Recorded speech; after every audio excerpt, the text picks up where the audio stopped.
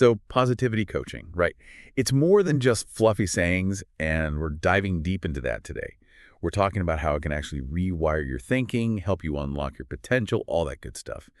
And the really cool part, this stuff is rooted in some serious history and backed by some pretty mind-blowing science. Yeah, it's not just about slapping on a happy face. There's real depth here. We'll be tracing positivity coaching all the way back to its roots, think ancient philosophies, and then we'll uncover how modern research backs up its incredible power.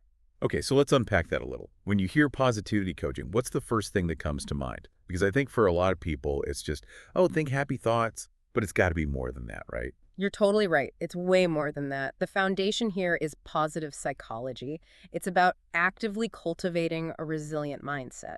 And it's not about just pretending negativity doesn't exist. We're talking about building genuine strengths like gratitude and optimism that actually change how you see and experience the world. So it's less about just slapping on a fake smile and more about building a foundation of positivity that can actually equip you to face challenges head on. Exactly. And get this isn't some new fad. This stuff goes way, way back, like ancient times. Now you've got me curious, how far back are we talking? Think Eastern philosophies. Buddhism, Taoism, Confucianism. For centuries, they've been emphasizing the importance of positive emotions and virtues. They were really onto something long before modern science caught up. Wow, I never really made that connection before. It's pretty amazing, right? And then fast forward a bit, you've got folks like Martin Seligman. He's a big name in positive psychology. He brought these concepts to the West. His work on learned optimism, groundbreaking. He showed that we can actually rewire our brains to be more optimistic. That title alone, learned optimism, it's powerful. Because I think some people feel like pessimism is just, hardwired. Like that's just who they are. And that's where Seligman's ABC model comes in. He showed that it's not the difficult situation itself that determines how we feel and act. It's our beliefs about that situation. It's how we interpret it. Positivity coaching gives us the tools to challenge those sometimes limiting beliefs and create more empowering ones. So we have more control than we think, which I like. Oh, we absolutely do. And then you've got Barbara Fredrickson and her broaden and build theory. It's incredible. She discovered that experiencing positive emotions actually expands our thinking, our awareness, our ability to connect with others. It all broadens. Think about a time you felt pure joy. You were probably more open to new experiences, meeting new people, right? More likely to think outside the box. It's true. When I'm in a funk, all I want is the couch and the blanket. But when I'm feeling good, the possibilities seem endless. Exactly. Positive emotions open us up and they help us build resources, new skills, stronger relationships, those kinds of things. And all of that makes us more resilient. Okay, so it's not just about feeling good in the moment. It creates a ripple effect. There's real science behind this. There really is. And when we talk about the science of feeling good, we're talking measurable impact. For example, studies have shown that experiencing positive emotions can actually strengthen your immune system. Wait, seriously, how does that even work? There was this one study where people actively practiced gratitude for just 2 weeks, and their white blood cell count significantly increased.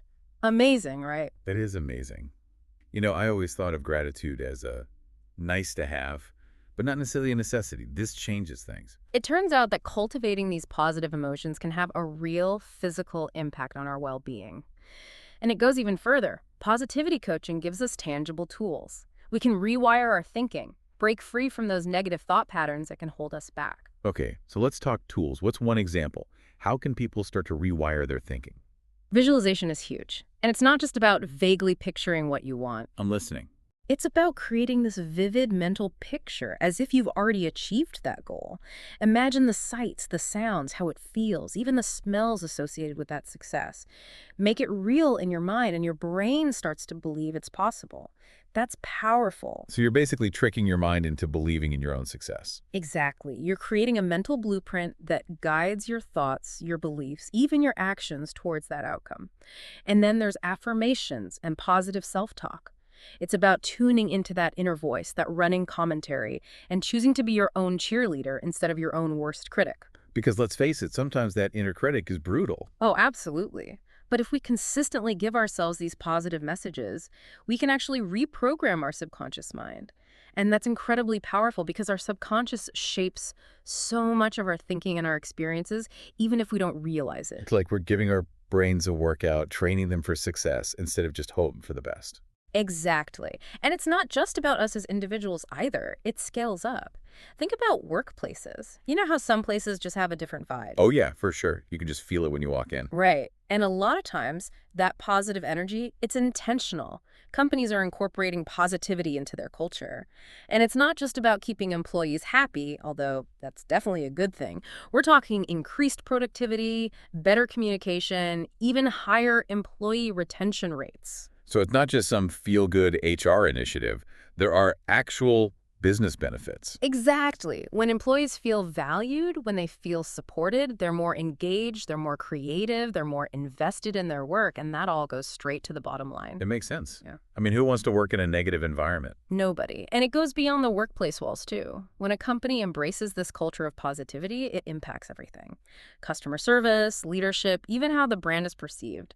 Everybody wins. Okay, so we've talked about the positive impact on individuals, on entire companies even, but can this idea of positivity have a similar impact on, say, communities as a whole? Such a good question. And this is something I'm really passionate about.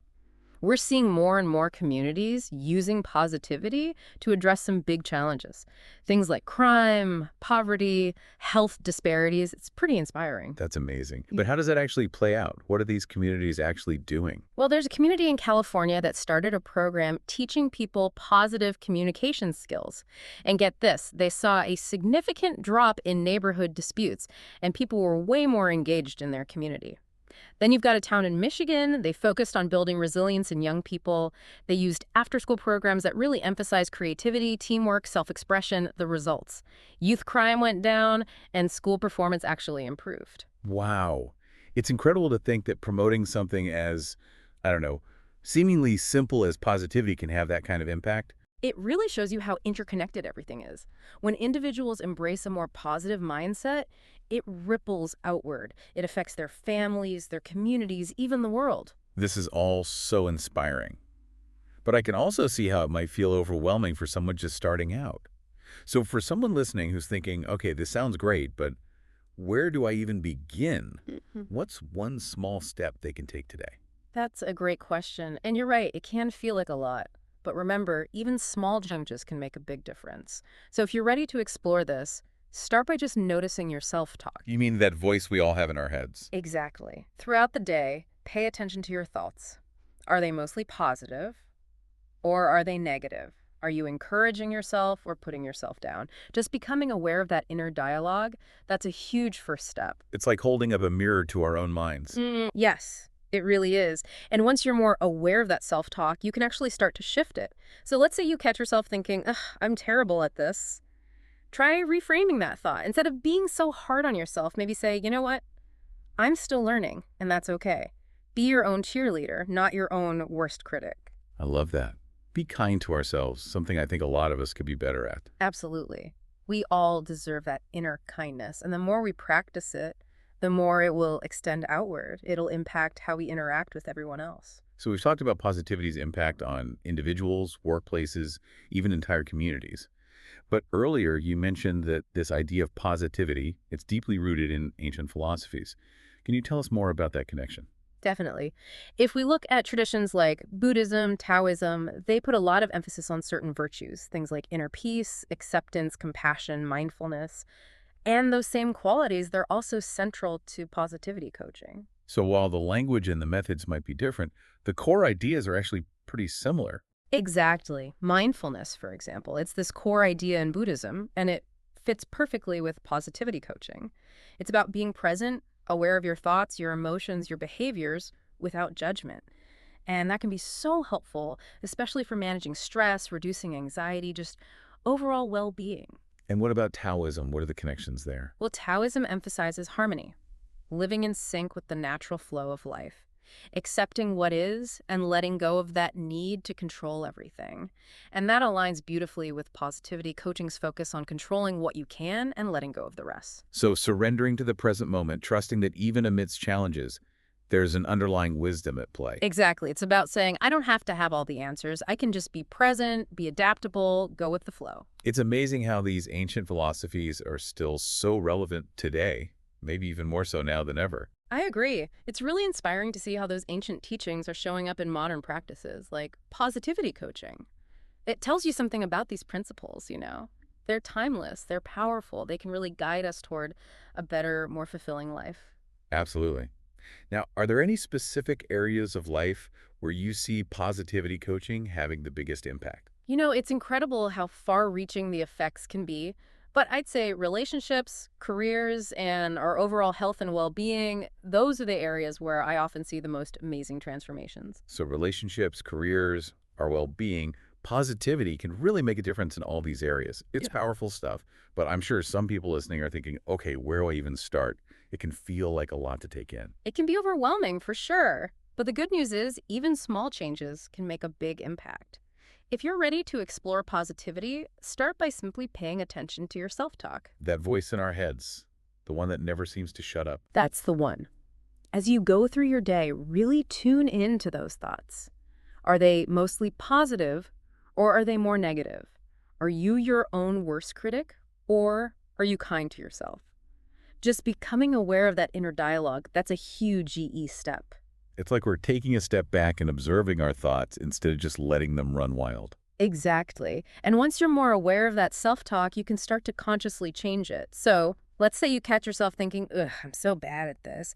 Why not try reframing it? Instead of being so harsh, maybe you say, you know what? I'm still learning, and that's okay. It's about being on your own team, being your own cheerleader. We could all use a little more self-compassion, really. Absolutely. We deserve it. And the more we practice that inner kindness, the more it'll naturally spill over into how we treat others too.